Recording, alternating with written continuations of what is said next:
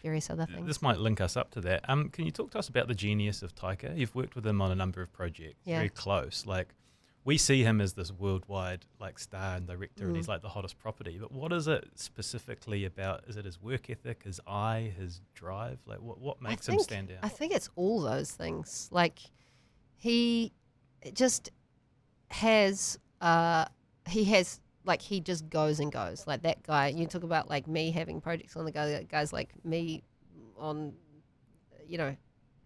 acid.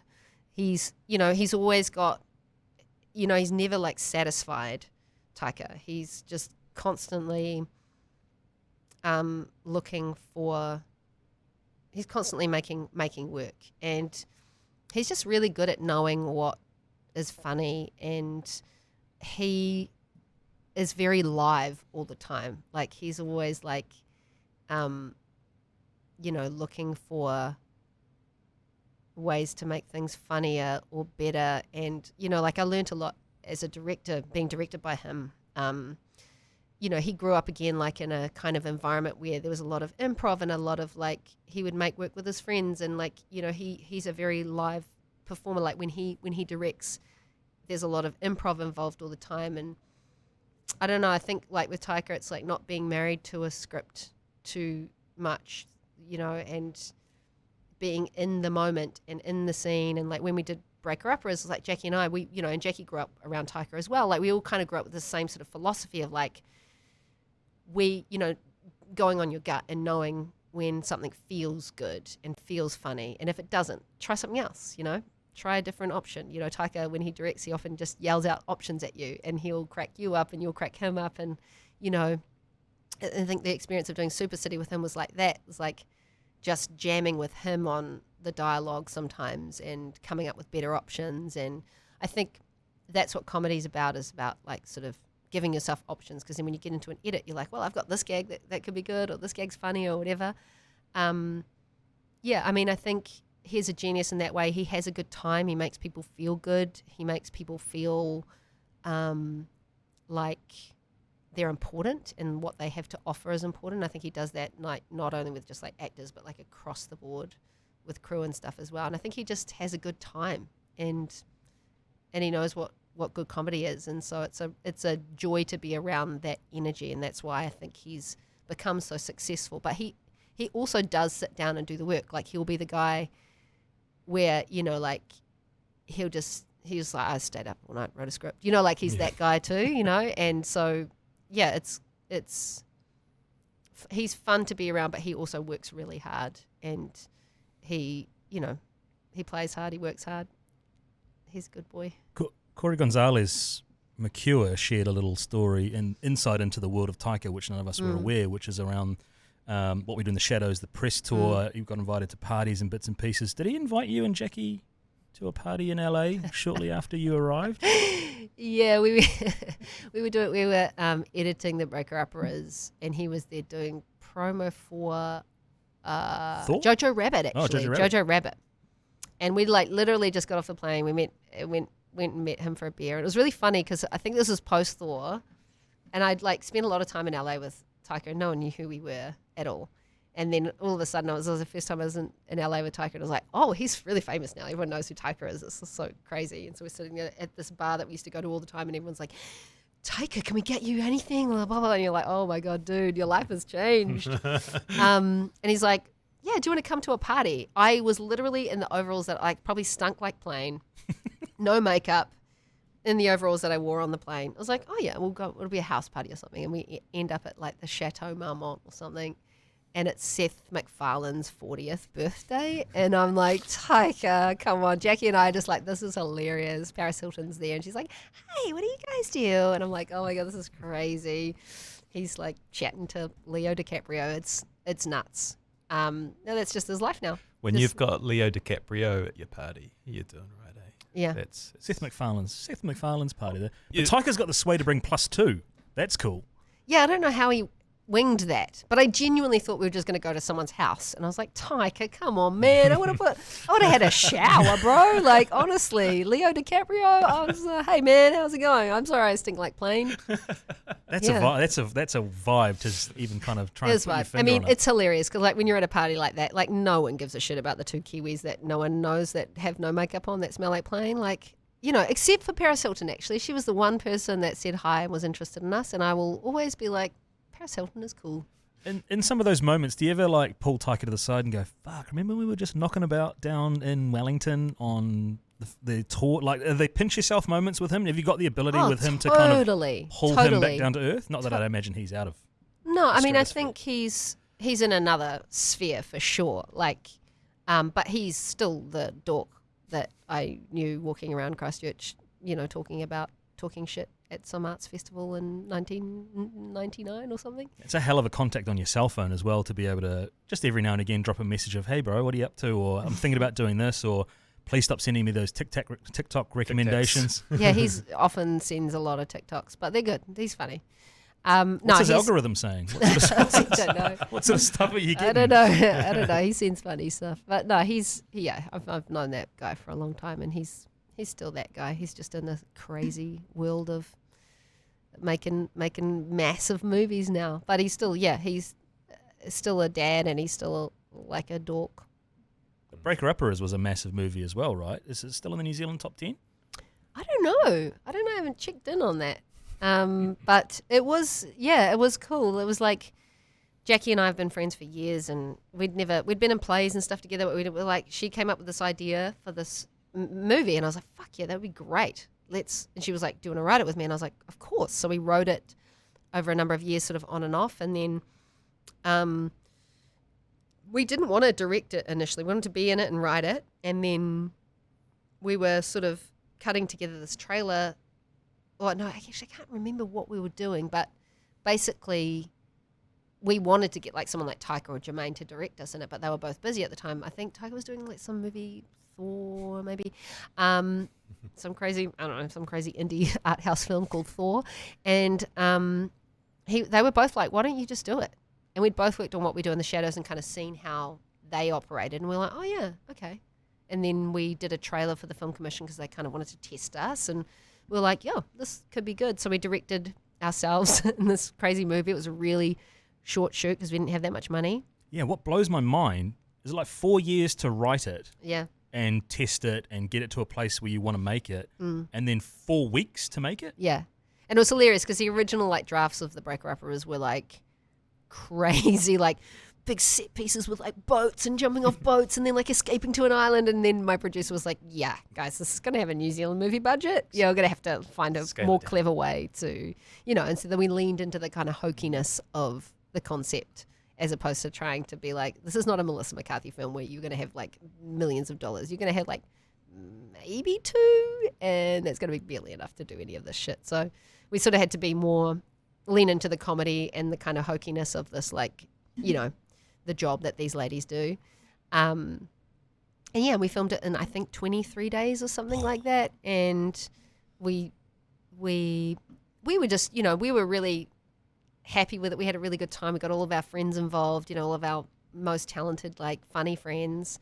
Try to give everyone in New Zealand a part in our film. That's what I was going to say. I watched it back the other night, and the first like 10 or 15 minutes, there's just everyone in the New Zealand comedy scene. Yeah. Like, yeah. Yeah. Like, it was literally like that. It was like, Oscar, what are you doing tomorrow, bro? Can you just come in? Like, we just need 15 minutes, honestly. And you just know it'll be gold. And everyone has done that for everyone over the years. So like, you call in all those favors. You're like, bro, remember when I came in and I did that little part for you? Yeah. And can you come in, please? Just 15 minutes, bro, please. Oh, yeah, it'll be funny. It'll be fun. We'll have fun. You might get a free lunch. Yeah. So we just called her, and Lucy came in and did a little part. It's just so funny. Jermaine's doing the sex scene. Jermaine, Jermaine, rooting away. Yep. Jackie was like, I'm pretty sure I can get Jermaine to have sex with me on camera. And yeah, we just sort of put it out. And like, we sort of, the success of that film was really a surprise to us. Like, we were just genuinely hoping that we'd get a New Zealand release and that New Zealanders would watch it.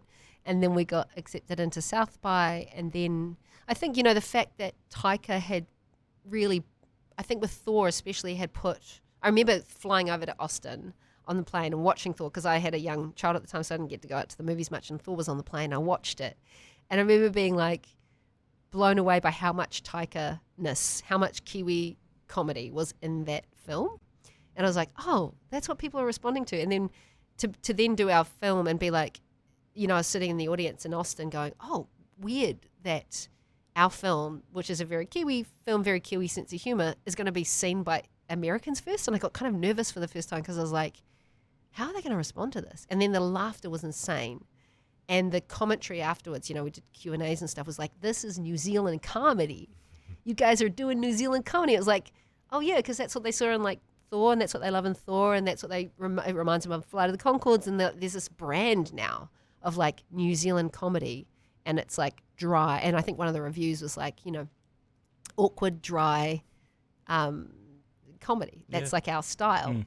And they were like loving it. And so then it kind of took off after that, and we got to open the Sydney Film Festival, and we got sold the film to Netflix, and it was just it was very unexpected. We genuinely were just like, oh, this is cool. I didn't know people were going to like this that much. This is sick. When you sell it to Netflix, from the outside, everyone thinks, oh, they've cracked it. They've sold it to Netflix for this movie. But there's lots of ways that money's broken up, right? Like you've got to pay the investors first before. Yeah. But I mean, like you get the money to make your film, and then you kind of make deals with distributors, and there's all this kind of structure where basically you're kind of bottom of the food chain, because which is fair, because like all these other people are investing money in your thing, and they spend the money to get it out there, and so they have to get their money out first, and then it's not like a huge big fancy paycheck. It's not like, hey, we've won lotto, but it was still I think our film broke even. I don't think we lost money, which is a win. But yeah, it's a funny little world. I mean, I don't really know much about the financial ins and outs. I'll leave that to my producer Kathy. He loves the numbers. Yeah, it's like Steven. Steven's a real numbers guy. Ask the numbers. Yeah, but it is interesting, and it's one of those things where like, I've learned a little bit about it, but yeah, people assume that, hell, you've cracked it. Yeah. You must be loaded now. It's like, no, I'm back to square one. Yeah. But hey, we didn't lose any money, and I'm not having to mortgage my house to pay for my movie or whatever. The overall experience, was that an enjoyable one? The whole 4-year kind of process of forming it and then doing it and then... The best. It was the best. Like, I mean, Jackie's one of my best friends. We're born on the same day. And, we love it. So to get to make a movie with one of your best friends and for then people to love it, like it doesn't get much better than that. We're working on another one at the moment. Hello. We joked when we were in South by because we just like talk shit in all of our interviews, and we joked that we would like come up with a trilogy of buddy movies, and then we haven't really backed it up. We've gone off and done other things, and we got agents, and like everyone's like blowing smoke up your ass after you have like a great review in Vanity Fair or whatever, and so we got these new agents, and they were like, come to LA. We had like 28 meetings in 3 days. We had this guy drive us around to all the studios and to meet all these people. And they're all pitching stuff like, oh, what about the Cluedo movie? They're all basically trying to pitch us to make a movie out of a board game. And they were like, what's your next thing? And we'd literally just come out of editing our film. We were like, we have no idea what our next thing is. But Jackie and I, in between meetings, would be like, should we just like start bullshitting some stuff to some people? Because like they're all asking what our next movie could be. And so, as a way of kind of amusing ourselves as well, because we're like, we're never going to make this film, whatever. We can just talk shit. And then there was one thing that I came up with.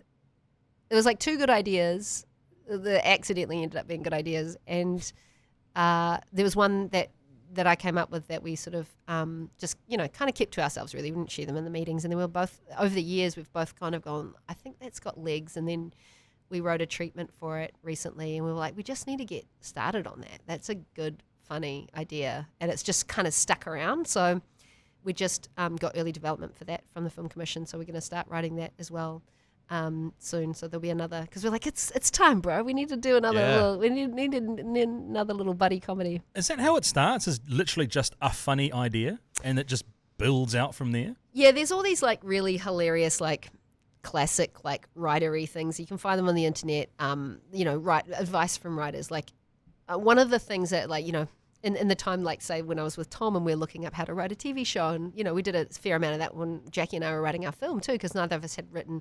She'd done a lot of short films, but neither of us had written a feature film before, and it's quite a different process and different structure to writing a TV show, because a TV show you have like an episode per episode, and then you kind of have an overall arc if you want, or there's different ways of writing it, whereas a movie is like one episode of TV stretched out with a lot more detail, and you have to have like kind of bigger high points and low points. And one of the really good like grains of advice that I saw in those times trying to learn how to write a film was like, when you put together a submission to get funding for a film, they make you write like a log line, so like a 1-sentence thing of what your film is about, and then they make you write a paragraph to describe the film, and then you write sometimes like a 10 to 15 page treatment, which is like a more detailed thing of the story, and then based on that, then you get funding to write your film.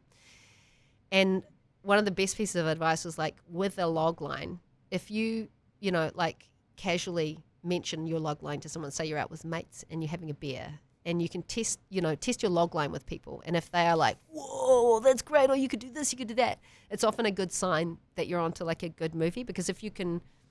And like when we were doing the Breaker Upperers, it was definitely one of those things where like, oh, it's about two women that break up couples for cash, and everyone would just be like, whoa, no, and so Jackie and I would be like, it feels good, and they give you this kind of excitement every time. And were you testing your log line with us with the rugby thing? Because that's a good one. Because it worked. Okay. Yeah, I was into it. Yeah, well, it's so, and this new one that Jackie and I are doing, I think it's one of those ones where the log line never went away. Like, it kept us both excited about the comedy of it, and like. Every time I'd think back to that, or we'd sit in a room together and be like, what about that movie? The ideas would flow really easily, and it's always a good sign when the ideas flow that you should pursue that as a thing to write. Sometimes, you come up with a log line, you're like, I don't know, I think it's dead in the water. I don't think there's nothing more juicy coming from that. So yeah, that's a good little trick there. Nice. It's a good trick out there for the writers. Yes.